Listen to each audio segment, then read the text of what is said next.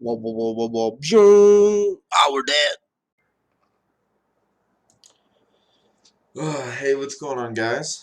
Today we're going to be looking at my first ever over-the-board tournament game.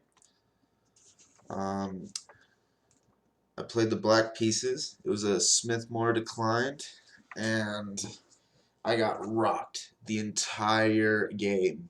I was on the back foot the entire time, and in the end, I somehow squeezed out a draw with a pretty cool tactic. So let's check it out. All right. As I said, it was a Smithmore decline, characterized by this 1-3 d5 move from black, not taking the pawn and letting them get into the mora. So he takes, which is best move. I take, he takes. I play e6, which is definitely my first mistake. Computer wanted e5, just because it doesn't block in this bishop, I think, because usually when this knight comes out to here, you want to be able to pin it to the queen. But I was super nervous. It was my first over-the-board game ever, so I did not play e5. I thought about e5, but I didn't play it for some reason. So he plays the expected move, knight c3. The whole point of moving the e-pawn here is to be able to pin this other knight, so I of course pin it, keeping this tension. He plays knight f3 as expected, typical move in these kinds of positions. He blocks the pin with his bishop, so it's important to note that my queen is now under attack because he's blocked the pin. So I take. He takes with the pawn, which is best move. I castle. He pushes my queen back. I play knight d7, which is probably my second mistake. I honestly don't even know why I played this move. It runs into like this knight attack, and it's honestly just not that good of a move in my opinion. I think I was just super nervous. But as you can see, white already has a pretty strong advantage, almost a pawn up. Brings his bishop out, knight out. Moves bishop out of the way. There's lots of ideas and threats of maybe a discovered attack on my queen right now. I was thinking about that the entire game. Like d5 is looking pretty scary right now, to be honest. He castles. I fiend kettle my bishop. Slides his rook over to e1. I slide my rook over. Probably not the best move, honestly. I think it's better to meet. Let's see what the computer says. I think it's better to meet this rook with another rook. Yeah, computer's saying rook fe8 in this position, but I go rook fd8, which is definitely not good. As you can see, this d5 break is extremely scary. Computer's giving it +4. He doesn't play it yet, that is. Plays queen e2. Just kind of lining up a battery. So things like this, like I can't really move my queen out the way because he's going to do d5, and if I take, like my queen's a goner, and he'll be winning a piece. So we're trying to avoid that. This whole time, we're probably like 20 minutes in each, and I'm just looking at this position. I think it's horrible. Like this d5 break comes with so many problems. Like the bishop can take and double up my pawns, which happens in the game. It's just, I was in a horrible position all the way from the start. I slide my other rook over, really just kind of a nothing move. Trying to pretend like I know what I'm doing and slide my rook in. But he slides his rook in, making this kind of discovered attack threat a possibility again. If I were to, say, like, double take these pawns and put the queen out, he'd have an attack on my queen. I play another pretty much nothing move. As you can see, I'm dying here. Computer says it's +5 for white. I just wanted to keep the knight out, like try and restrict this knight, even though I know it can already go here, which I was worried about the whole time. The whole game, I was wondering when he's going to slide the knight in here, but he never did. But yeah, we'll continue. Finally, this horrible d5 break. Like, this position just looks insanely bad. So I know I can take once, which I do. Chops once. I see that this is a goner, and I expect him to take, and he does. So, horrible pawn structure right here. My king is wide open on the g-file, ready to get attacked. And here he plays knight h4, which is actually the best computer move. I didn't even see it at all. This move, I completely didn't see. I was expecting something like takes with a pawn back, but he played a real patient and played the best moves. I'm impressed. And with knight h4, this whole time I'm thinking he's going to move the knight twice. He's going to move the knight twice. I never once in my life, in that like 10 minutes of thinking, did I think he could just play bishop f5 and win my rook, win the exchange. And so I, wanting to get rid of that strong bishop, played this, but that just encourages him to take my rook. So he does. I slide, take back. Like, I feel like I'm in a horrible position right now. Here's one of my better moves, which I felt proud of, even though I'm still down +5 in this position. I thought about taking with the bishop, but I knew he was just going to pin me. So in the end, I played the best computer move, which was taking with the rook.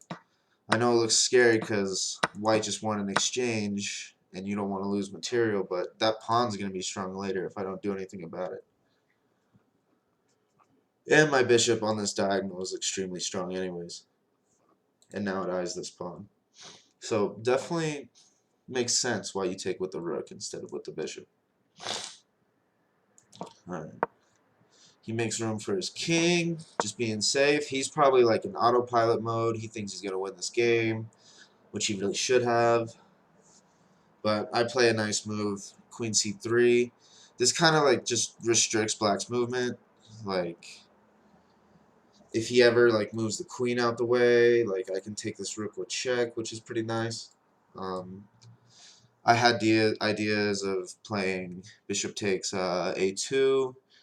With that same idea, he can't take the bishop back unless he wants to lose his rook with check. So bishop by a2 is an idea. He brings his knight back. And here the best move is bishop takes a2.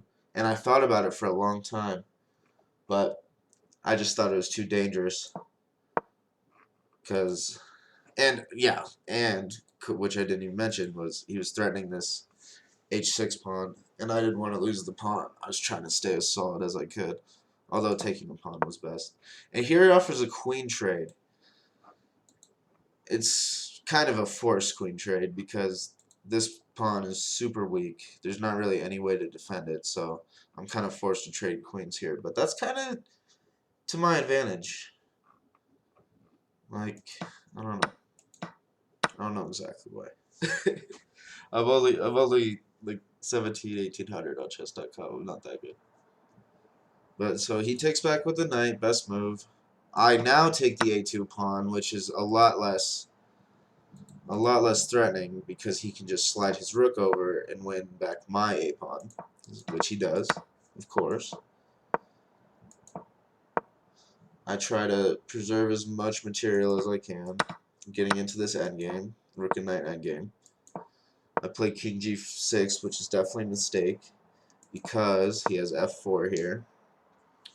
And that just loses this pawn instantly. Like, in this position, I felt completely lost. Like from here on out, the entire time I was thinking, like, I should just resign. I'm being, like, I'm being rude by not even resigning in this position. But thankfully I didn't resign, as I keep hinting at. I drew this game. But gotta move the knight. It's attacked. We move the knight. He takes his free pawn. Now I'm just down a complete exchange. Knight versus rook. Bring my king up. That doesn't work. He's playing real solid right now. As you can see, computer's giving him +7, even though he's only up 2 points material. This position's just done. I play the best move here. There's just really not anything else to play. Oh, this is not the best move. Never mind. It's pretty much one of the best moves. Well, I play best moves. There's really nothing else to do. Just try and get rid of some of these pawns. I have to bring my king back because this is a threat and he's going to win my h6 pawn, and I'm trying to hold on to everything I can. And here I'm in kind of like a tiny little fortress. It's not technically a fortress, but it's really hard for his rook to get in here. I'm just going to make a bunch of knight moves, which I do, threatening all kinds of forks. My opponent's too good for that. He doesn't fall for a single fork, of course. Moving the knight around, lots of piece shuffling, threatening another fork. He of course sees it. Moving the knight around, piece shuffling. He's trying to get his king to e7 so he can take this pawn. That leaves the other pawns undefended. I go for him. Grab, grab. h4. And look at this. Check out this computer evaluation. Plus 19. This was a plus 19 position for white. And somehow in the next couple of moves, he blunders a draw. Bang. And what does he play? The worst possible move you could play in this position? He plays f6. Boom. I don't know how I saw this. The whole time I was thinking, if he plays f6, I'm going to take it with the knight. And somehow this is actually a draw. This turned my night around, essentially. This whole time I was so sad. I lost. I knew I was losing. But I saw this move and I was like, is it finally my chance to flex my tactical prowess? Like this one chance?